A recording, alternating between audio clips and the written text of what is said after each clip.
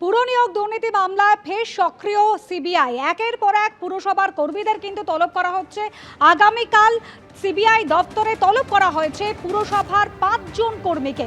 আবির দত্ত আমাদের প্রতিনিধি রয়েছেন আমাদের সঙ্গে টেলিফোন লাইনে। আবির, যে 5 জন কর্মীকে তলব করা হয়েছে, কোন কোন পুরসভায় তারা কর্মরত?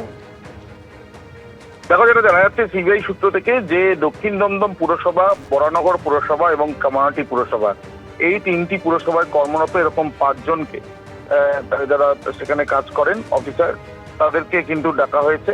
এবং এই যে 5 জন যাদেরকে ডাকা হয়েছে, তারা মূলত তাদেরকে ডাকার পেছনে কারণ দুটি। সিবিআই তরফ থেকে যে পুর নিয়োগ দুর্নীতি মামলা তদন্ত করা হচ্ছে, যে তদন্তে তারা বেশ কয়েকজন আধিকারিককে এর আগে জিজ্ঞাসাবাদ করেছেন কমপক্ষে 5টি পুরসভার। সেই তদন্তে তারা জানতে পারছেন যে বেশ কিছু পুরসভাতে নিয়োগ হয়েছে যেগুলো টাকার বিনিময়ে সুপারিশের মাধ্যমে। এবং এই যে সুপারিশ হয়েছিল টাকার বিনিময়ে, যেটা তারা জানতে পারছেন, সেই ক্ষেত্রে সুপারিশ কারা করলো সেটা জানা জরুরি রয়েছে। যারা এই চাকরি পেয়েছে এরকম বেশ কয়েকজনকে নজরে রয়েছে তদন্তকারীদের, এবং সেটা নিশ্চিত হওয়ার জন্যই কিন্তু এই জিজ্ঞাসাবাদের প্রক্রিয়া তারা চালাতে চান, এমনটাই জানা যাচ্ছে সূত্র মারফত। আগামীকাল সকাল 11টার সময় 5 জনকে ডাকা হয়েছে। দক্ষিণ দমদম পুরসভা, বরানগর পুরসভা এবং কামারহাটি পুরসভায় কর্মরত এরকম 5 জনকে ডাকা হয়েছে। এদেরকে জিজ্ঞাসাবাদ করতে চায় সিবিআই। তাদেরকে ইতিমধ্যে নোটিশ পাঠানো হয়েছে। আগামীকাল সকাল 11টায় এনবিসিসি স্কোয়ার সিবিআই অফিসে আসতে বলা হয়েছে বলেই জানা যাচ্ছে। ধন্যবাদ আবির। চিনির দামে আগুন। 3 মাসে 45 থেকে 65 টাকায় পৌঁছেছে চিনির দাম। ইথানল উৎপাদনে আখের ব্যবহারের কারণে কি এই মূল্যবৃদ্ধির জন্য দায়ী? প্রশ্ন সাধারণ মানুষের। উৎসবের মরশুমের আগে চিনি নিয়ে চিন্তায় ব্যবসায়ীরা। যদিও কেন্দ্র স্পষ্ট জানিয়ে দিয়েছে চিনির সাম্প্রতিক এই মূল্যবৃদ্ধির সঙ্গে ইথানল উৎপাদনের কোনো সম্পর্ক নেই। স্বাদে যতই মিষ্টি হোক, তাকে নিয়ে মিষ্টি করে চিনি গো চিনি বলার সময় আর নেই। সামনেই উৎসবের মরশুম, তার আগে চিনির দামে আগুন। পরিসংখ্যান বলছে 2022 সালে ভারতে পাইকারি বাজারে চিনির মাসিক গড় দাম ছিল কুইন্টাল পিছু 3,771 টাকা। 2024-এ তা বেড়ে হয় 4,124 টাকা। 2026 সাল শেষ হতে এখনো কয়েক মাস বাকি। এর মধ্যেই চিনির মাসিক গড় দাম পৌঁছে গেছে 4,556 টাকায়। 3 মাস আগেও কলকাতায় প্রতি কেজি মোটা দানার চিনির দাম ছিল 45 থেকে 47 টাকা। গত সপ্তাহে সেই দাম বেড়ে হয় 52 থেকে 53 টাকা। চলতি সপ্তাহে দাম আরও বেড়ে বিক্রি হচ্ছে কেজি প্রতি 64 থেকে 65 টাকায়। বাড়ি থেকে চায়ের কিংবা মিষ্টির দোকান চিনি ছাড়া চলে না। ফলে আশঙ্কা মাথা চাড়া দিচ্ছে, তাহলে কি পুজোর আগে মিষ্টির দামও লাফিয়ে বাড়বে? পাড়ার দোকানে চায়ের দামটাও কি বেড়ে যাবে? সাধারণ মানুষের ক্ষতি। পুজোর মরশুমে 10 টাকা 15 টাকা আরও বাড়বে। ব্যবসায়ীদের বক্তব্য, মূলত চাহিদার তুলনায় যোগানে ঘাটতির জন্য চিনির দাম এভাবে নাগালের বাইরে চলে যাচ্ছে। কিন্তু বিশ্বের দ্বিতীয় বৃহত্তম চিনি উৎপাদক দেশ হলো ভারত। তারপরেও কেন দেশের অন্দরে চিনি কম? অনেকেই বলছেন এর কারণ মোদী সরকারের E20 পেট্রোল নীতি, যার জন্য লাগে ইথানল। সেই ইথানল তৈরির কাজে ব্যবহার হচ্ছে বিপুল পরিমাণ চিনি। ফলে বাজারে চিনির যোগানে দেখা দিয়েছে ঘাটতি। সেই কারণে তা এখন মহার্ঘ। চিনির দাম চড়চড়িয়ে বাড়ছে।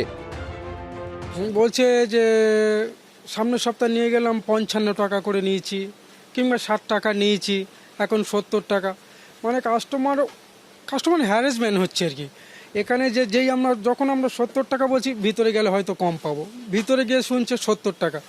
আবার এখানে চলে আসছে যে আপনার থেকে সবসময় নিই, ওখানে 70 টাকা নেবো, যেমন আপনার থেকে 70 টাকা নিয়ে বেরিয়ে যাচ্ছে। এই কাস্টমার হ্যারাসমেন্ট হচ্ছে আর কি। আখের থেকেও হচ্ছে, চালের থেকেও হচ্ছে, এবং কিছু জৈব পদার্থ আছে সেখান থেকেও হচ্ছে, ভুট্টা থেকে হচ্ছে। তো ভুট্টার দাম বাড়তে পারে। আসলে আখের যে ছিবড়ে, ভুট্টার যে খোসা, ওগুলো থেকে হয়। তবে সবাই যদি চিনি শিল্প সবাই যদি ইথানল করতে ব্যস্ত হয়ে যায়, তাহলে চিনির মজুতে টান পড়বে। এখন আমার চিনি শিল্প সেখানেই কিন্তু ফার্মেন্টেশন করে সেখানেই কিন্তু এগুলো হয়। তো সেখানে যদি চিনি না প্রডিউস করে আমি যদি ইথানল প্রডিউস করতে যাই, তাহলে এটা হবে। যদিও কেন্দ্রের তরফে জানানো হয়েছে চিনির সাম্প্রতিক এই মূল্যবৃদ্ধির সঙ্গে ইথানল উৎপাদনের কোনো সম্পর্ক নেই। কেন্দ্রীয় উপভোক্তা বিষয়ক খাদ্য ও গণবণ্টন মন্ত্রক এক বিবৃতিতে জানিয়েছে ইথানলের জন্য চিনি ব্যবহারের ফলে তার দাম বেড়েছে। এই যুক্তি একেবারে ভুল এবং ভিত্তিহীন। সরকারি সূত্রে খবর, চিনির উৎপাদন আশানুরূপ না হওয়া, আসন্ন উৎসবের মরশুমে হঠাৎ চাহিদা বৃদ্ধি, প্রতিকূল আবহাওয়া ও প্রাকৃতিক দুর্যোগের কারণে আখের ফলন মার খাওয়া, আন্তর্জাতিক বাজারে চিনির যোগান কমে যাওয়ার ফলেই বাজার এভাবে আগুন হয়ে উঠেছে। দাম নিয়ন্ত্রণে ব্যবস্থা নেওয়া হচ্ছে। এটা সম্পূর্ণভাবে একটা কেন্দ্রীয় সরকারের চূড়ান্ত অপদার্থতা, অযোগ্যতা।